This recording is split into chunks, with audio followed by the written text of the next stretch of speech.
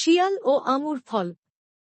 3 দিন ধরে অনবরত বৃষ্টি হওয়ার কারণে একটি শিয়াল খাবারের খোঁজে কোথাও বেরোতে পারেনি।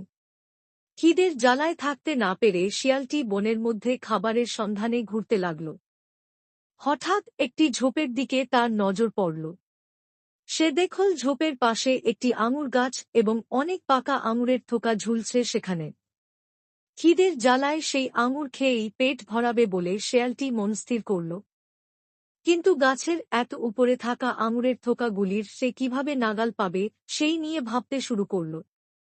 কিন্তু শিয়ালটি তার কোনো উপায়ই বার করতে পারল না। অবশেষে বিফল মনোরথ হয়ে সে সেই স্থান পরিত্যাগ করল।